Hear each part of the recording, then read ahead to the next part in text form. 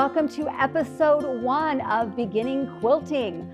I'm Angelique and I'm one of the digital educators here at Grace Education. And I want to introduce you to Maddie Gray. Maddie works with me in the marketing department, and she is also the author of our blog. She has agreed to learn how to quilt.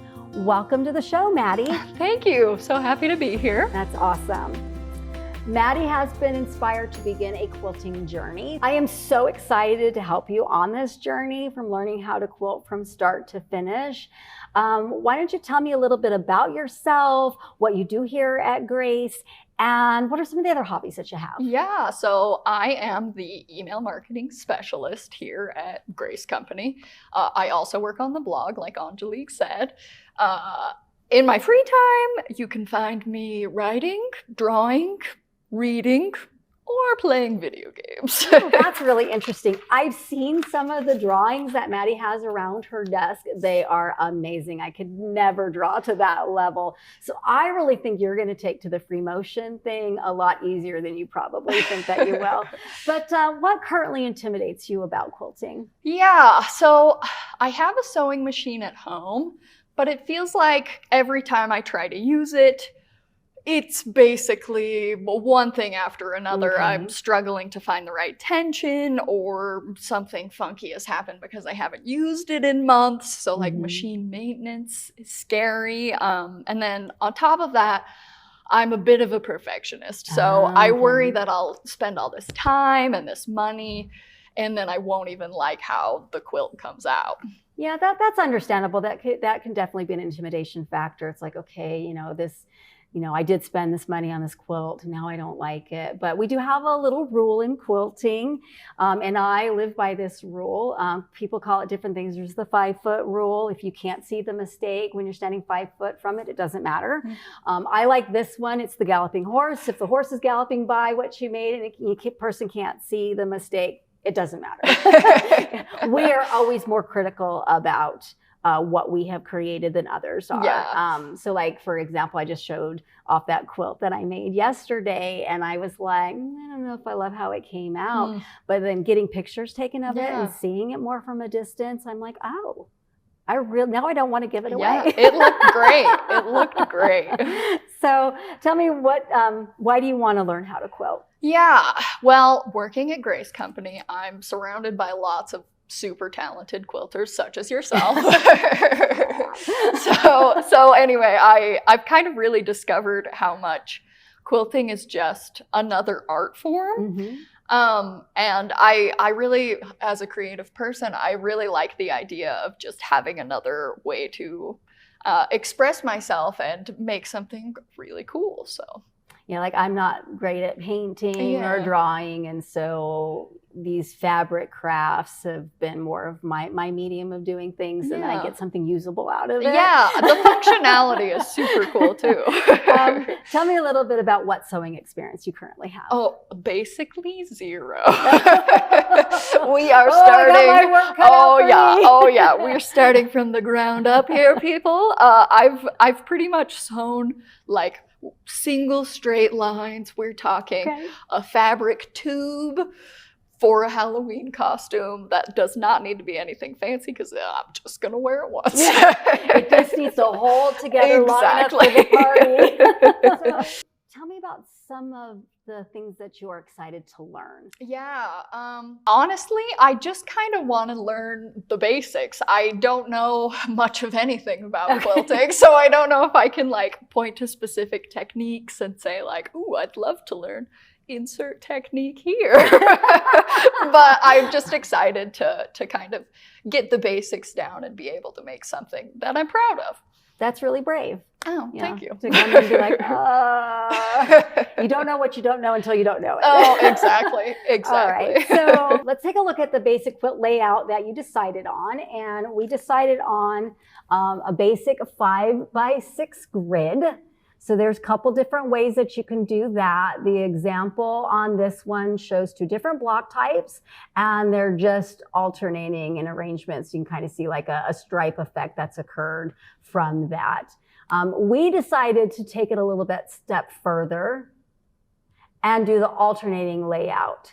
So where we have kind of a lighter block in between each of the pattern blocks that we're going to be putting together. And so there's many different ways that you can do this. You could do one block type, all the way through it, all the same colors. You could do one block type with different colors and alternate those. You can do several different block types using the same colors. You could do like columns. You could do rows. You could, it's a great place to start because there's a lot you can do with it. But one of the things that we talked about was the idea of doing blocks diagonally, and that one really resonated with you. So tell me, what about the diagonal decisions that we made said, yes, I want to do it that way? Yeah, I really liked how it kind of added a little bit of order to the chaos. Like if you saw the backside of that block where it was just constant patterns, it's nice that this one has like a bit of a rest for your eyes, and with the repeating blocks set on a diagonal, I think it just kind of gives your eyes somewhere to go, and it just makes it feel pretty balanced. All right. Well, are you ready to kind of take a look at what it is that we came up with? Because we went through a lot of different layouts. We went through a lot of different blocks. We started with ones that looked like the simplest for a beginner. And then, from that, made decisions on 3 particular block types.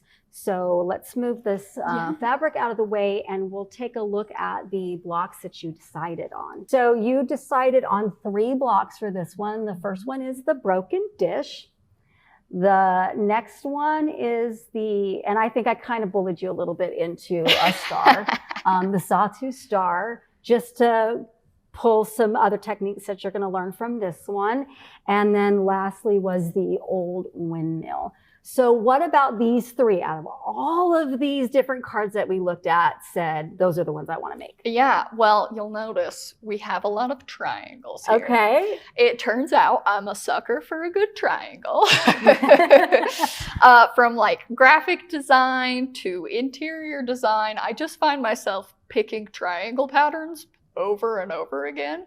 I just love a good geometric design, and I think you can tell from the blocks that I picked. With the broken dishes too, I think it kind of reminds me of those fun optical illusions where it's like really high contrast and it makes it look 3-dimensional. So I thought that was really cool. Very nice. All right, well, are you ready to kind of take a look at your fabric? Yeah, okay, let's look. Before we actually look at the fabric, what we did is we kind of took these 3 blocks, this is just some practice colors, and we kind of looked at what kind of colors Maddie likes, and then we decided to go to one of our local quilt shops. So let's take a look at that.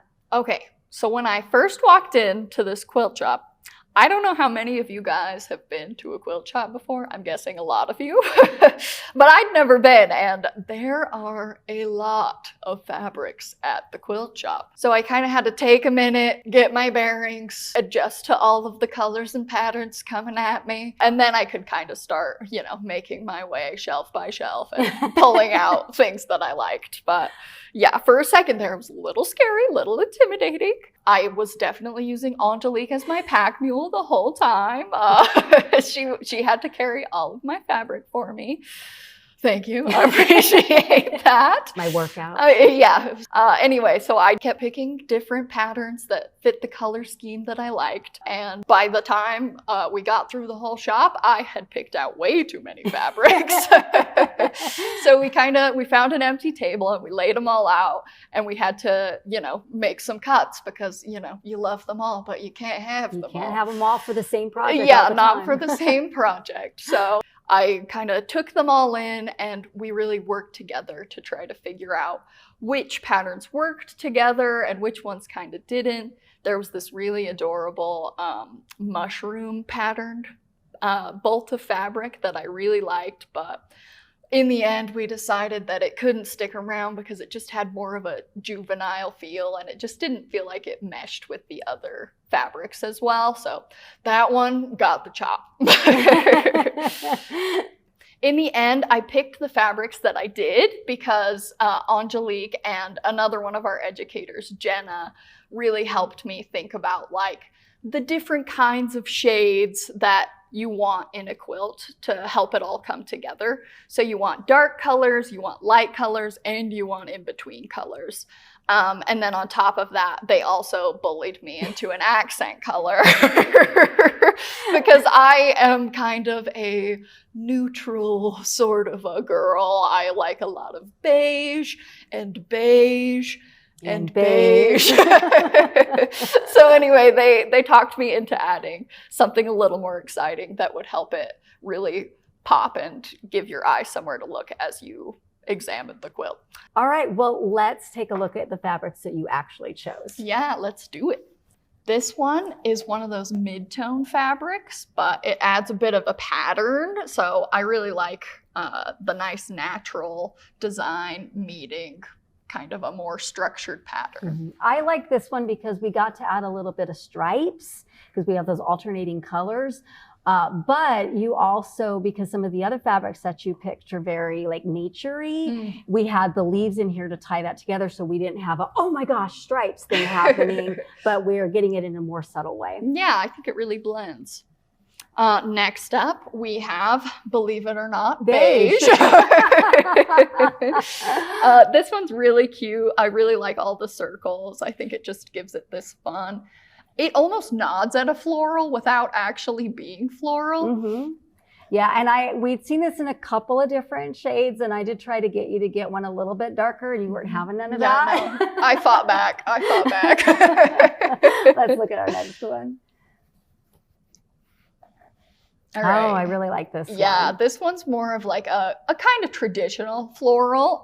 And as you can see, we're getting in that pop of color that I talked about before, a little bit of orange here to kind of add a little pizzazz. And that's what I liked about this one, because this is what allowed us, because I love the florals, I love the darker green on the back, it's got kind of a royal feel to it, but this little pop of orange is what really allowed us to bring in the accent color, and this is where we really had to talk you into how it was going to look, and it took Jenna and I believe Sabrina as well to convince you that this was gonna work. So let's look at that accent color. Here we go, guys. Get ready. She bright. That's okay, though. I think it really is going to look great once we get it all put together, especially because I think we have it planned to use somewhat sparingly. So I think it'll just add a nice little something. And the nice thing about this one is too, we've got some other geometric shapes in here as well, more rectangular square ones. So that's going to contrast a little bit with the floral and with some of the circles that you did. And since most of your designs that we've picked out for the block patterns are triangles, it's just going to give it that little bit of emphasis. I know I'm still trying to talk you into using this as maybe your binding as a frame. Over my dead body. So I think that's a battle I'm going to lose. All right, let's look at the next one. All right. This one is kind of our base. It's going to be used for all of the solid blocks that you guys saw on that quilt pattern. So yeah, this one you'll see a lot of, but I think it's subtle enough that it won't feel overwhelming. And yeah, it kind of combines the more like modern geometric-y patterns with some of the organic natural shapes. And I also like, because this one here, even though it's very much in the neutrals, a little tanny, we do have kind of that orangish tinge that's happening. And so that starts to pull together some of that little bit of oranges and light browns that we're finding in some of the other patterns. Yeah, yeah. Okay, this next one is one of my favorites. I know, I remember. All right. I mean, you guys are probably shocked that it's not beige if it's one of my favorites, but I just think this one kind of encapsulates the whole quilt, because we've got these natural leaf shapes, we've got the triangles, and it's got that nice calm green that I really like. So I just think this one has the best of all worlds. And it has very similar leaf shapes to the first one that you showed us, so that helps tie that together. Yeah. It's got a bit of a stripy feel as well, but you got a little bit of curvy movement to it, so it makes it feel softer. And I think that is what makes this kind of fun too. Yeah. Oh, here comes one of my favorites. We've got ourselves another floral. This one, I think, does a really great job of bringing in some of the secondary colors that we have throughout the palette with these darker grays and these blues. And this one, you'll notice it's kind of a similar orange to our base fabric. So I think that one just does a great job of pulling things together. And for a mid-tone as well. So we still have a lighter background, but it's not so beigey that it's going to get washed out. Yeah. And we're going to look at the last beigey one. Get ready. But that way, you know, you get that contrast that we were looking at. Yeah. Okay. Next up, our last fabric. This one is beige. This is a white on white. Okay, it's white on white. Forgive me. It's like an off-white with a lighter white. Yeah. But I love this one. I think it's just a really fun pattern. It's got kind of a nice trendy feel to it. And even though it's got kind of a busy pattern, the white on white keeps it from feeling too chaotic. And you went more geometrical on this one, which also ties in with the circles, the circly ones that you had on that second one. But then we also have some other shapes that are in there as well. So I think that's going to just add that little bit of break from the naturals to create something feeling a little bit more modern. Yeah, I agree. All right, so let's take a look at the blocks. So we went through the 3 blocks with all these different fabrics, trying to come up with different ways to use them, to create a quilt, to have some pops of color here and there. So we did spend quite a bit of time trying to figure this out. Are you ready to see what it looks like now that we've settled on everything? Yeah, let's look at it all together. And we have a drum roll, please. All right, this is Maddie's quilt. Yeah. So we have with some alternating colors with some of the same block shapes that we have here. We have, you know, the diagonal that we wanted to show as well with that. I really like how this turned out. I gave you kind of a start to it, and then with your artistic background, you know, color, you were really able to kind of bring this and make it more yours, balance those pops of color in a way that you were comfortable with. And then I was like, yeah, that's going to work.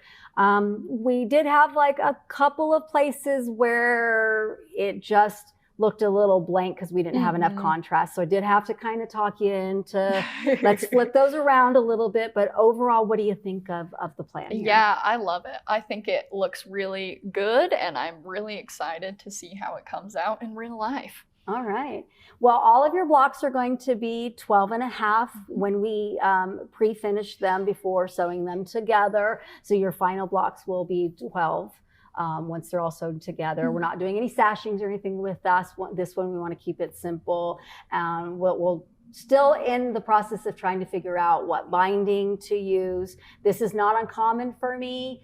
I'll have everything else, and I'm just not settled on the binding until it comes together. So the quilt and I go back to the quilt shop, we find the backing, we find the binding that's going to tie it all together and finish that up. Are you excited to get started on this? Yeah, I am excited. I'm a little intimidated too, but I think that with everybody's support here, so many great quilters around me who know everything there is to know about quilting. I think that you guys will make it really easy to kind of start learning. So I'm excited. I'm excited to get started on the quilt as well.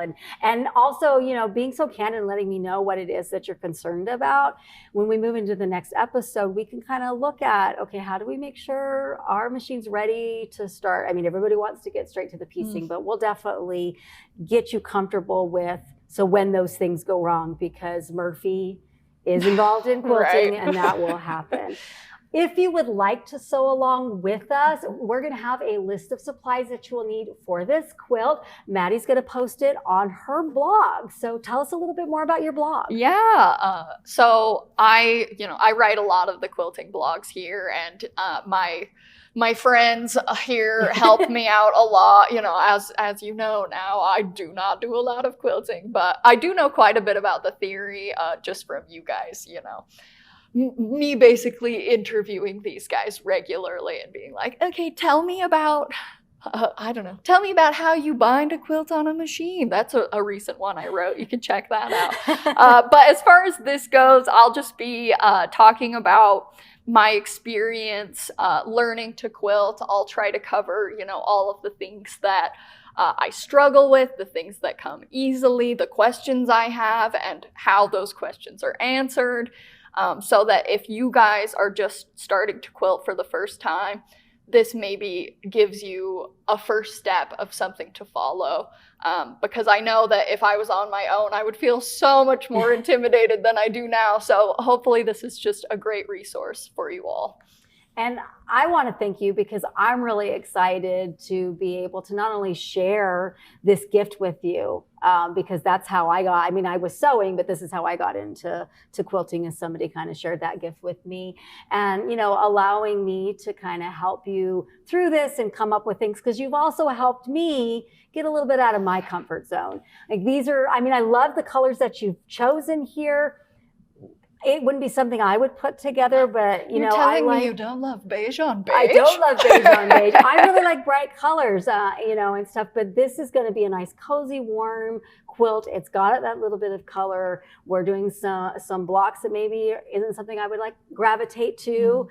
So this is going to be really fun, I think, for both of us. So in our next episode, we're actually going to start Maddie's first block. If you'll move those over. Yeah. It is going to be the broken dish block.